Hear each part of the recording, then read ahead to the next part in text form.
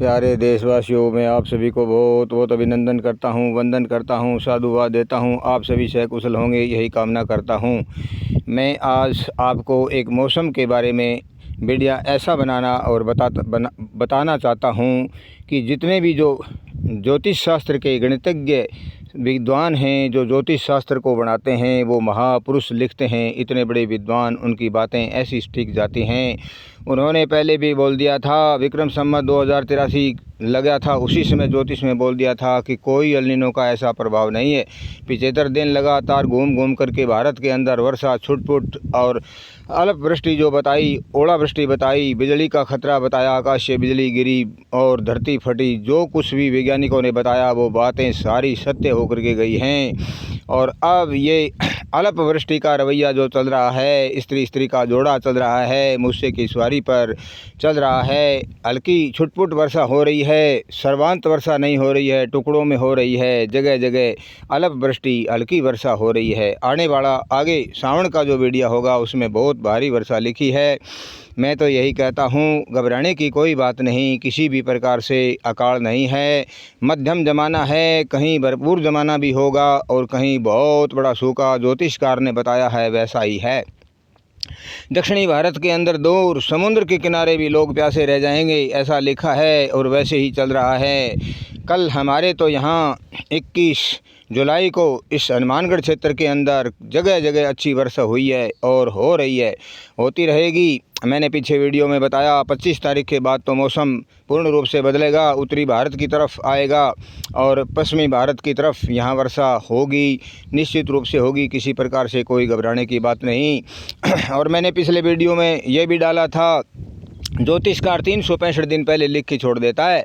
वो घटना होती है उसी दिन नहीं बताता, वो बहुत लॉन्ग टाइम पहले बता देता है कि देश के अंदर कोई विषम परिस्थिति आने वाली है, बहुत ऐसी दुर्घटना हो सकती है, कोई बड़ा अनशन हो सकता है। तो देखो आज दिल्ली के अंदर क्या हाल हो रहा है। ये ज्योतिषकार की कितनी बड़ी एक बहुत बड़ी उपलब्धि है। मैं तो उनको बहुत बहुत धन्यवाद देता हूँ कि वो आगे आगाह करते हैं, वो सारी बातें बता देते हैं। अगर उनको मान के चलोगे तो बहुत बड़ा फ़ायदा होगा। वो निश्चित रूप से बता देते हैं, मौसम पानी के बारे में बता देते हैं, राजनीतिक के बारे में बता देते हैं, प्रकृति की विषम परिस्थिति को बताते हैं और जितनी भी खगोलीय घटनाएं जो होती हैं वो सबको बता देते हैं। कितनी बड़ी बात है, उनकी बातें बहुत सत्य जाती हैं। मैं ये नहीं कहता, वैज्ञानिक जो होते हैं, इंजीनियर होते हैं, बहुत पढ़ लिख करके बड़े भारी कोशिश करने के बाद वो तैयार होते हैं, अरबों रुपए बर्बाद करके उसके बाद बताते हैं, वो बातें भी सत्य नहीं जाती हैं। मैंने पीछे भी बताया, ज्योतिषकार इतना बड़ा विद्वान 10 रुपये का जो कैलेंडर बना के रखता है, उसके अंदर भी घटनाएं जो होती हैं वो पूर्ण रूप से हो जाती हैं। मेरी तो यही अनुरोध और प्रार्थना आपसे विनती है कि आप ज्योतिष की बात अगर मानोगे तो तुम्हारे बड़ा फ़ायदा होगा। ऋषि मुनि विद्वानों की बातें मानोगे तो तुम्हें बहुत बड़ा फ़ायदा होगा। नहीं मानने वाले को तो कोई मना नहीं सकता, उसको तो परमात्मा ही नहीं मना सकता। भगवान ने एक 5 तत्व का पुतला बना करके इतना स्वतंत्र छोड़ दिया कि रेजा जा इंसान, कर्मों के अंदर तू स्वतंत्र है, लेकिन रिजल्ट तो मेरे ही पास है ना। आगे आने वाले समय में जितना भाई नतीजा आएगा, जो रिजल्ट आएगा वो मेरे द्वारा लिखा जाएगा। तो यही कहता हूँ, परमात्मा की बातें मानो। ऋषि मुनि विद्वान महान जो हुए हैं वो देश की सेवा के लिए हुए हैं, वो सबके हित का सोचते हैं, अपना स्वार्थ नहीं सोचते। ज्योतिषकार 365 दिन पहले लगा रहता है 24 घंटे, और उसकी मेहनत कितनी सफल होती है आज मैं निश्चित रूप से आपको बताता हूँ कि 30 जुलाई आ रही है, वहाँ सावन कृष्ण पक्ष की प्रतिपदा होगी। वहाँ से 15 दिन तो यहाँ उत्तरी भारत के अंदर झड़ी लगेगी, बहुत अच्छी वर्षा होगी। एल नीनो वाले बताने वाले वैज्ञानिक वो बिल्कुल उनको पछताना पड़ेगा कि तुमने सटीक अच्छी सूचना नहीं दी, किसानों को डराया।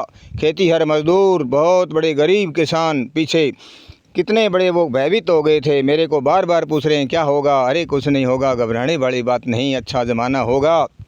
लेकिन ऐसा तो होता है, ये प्रकृति बहुत रौद्र रूप लेकर के आई है। रौद्र रूप नाम का भी तो सम्मत है इसके अंदर, और ख़ुद इंसान अपनी किए हुई करतूत को भांपता नहीं है, वो उसको कभी मानता भी नहीं है। कितना बड़ा प्रकृति के अंदर जो चैलेंज आया है कितना बड़ा इंसान के द्वारा कल कारखाने चला रहे हैं, अणु परमाणु की भट्टियाँ चल रही हैं, कितने हवाई जहाज़ चल रही हैं, पानी की जहाज़ें चल रही हैं, कितना बड़ा क्लाइमेट को खुद इस इंसान ने बिगाड़ करके रख दिया। लेकिन हर 24 घंटे परमात्मा को ही उलाहना देता फिरता है, अपनी बुद्धि पर कभी भी कंगा नहीं लगाता कि तुम क्या कर रहे हो। सोचो, तुम प्रकृति को बिगाड़ रहे हो।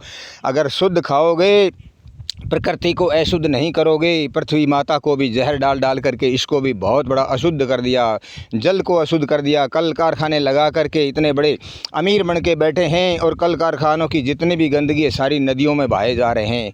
क्यों भाई, अपनी की हुई करतूत को भी तो याद रखो। परमात्मा ने जो ये प्रकृति बनाई है तुम्हारे लिए ऐशो आराम के लिए, इस प्रकार से नकली काम करने के लिए नहीं बनाई।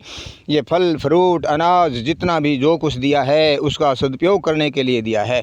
बस बहुत लंबा वीडियो हो जाएगा। मैं तो अति प्रार्थना करता हूँ, आपसे बहुत बड़ी विनती करता हूँ, अगर इस वीडियो के आधार पर सत्य रहोगे, किसी प्रकार से युद्ध होगा भी नहीं। परमात्मा ने जो वेदों के द्वारा जो ऋषि बनाए, वो ऋषियों ने वेद रचे, उनके अनुसार अगर जनता पब्लिक चलती रहे तो किसी प्रकार से अणु परमाणु एटम बम बनाने की और सीमा क्षेत्र पर कंटीले तार लगाने की ऐसी बात नहीं बनती। हे मेरे प्रभु, सद्बुद्धि दो इन लोगों को। मैं तो आपसे यही अनुरोध प्रार्थना करता हूँ। भारत माता की जय हो। प्रभु की कृपा से सब सुखी रहे।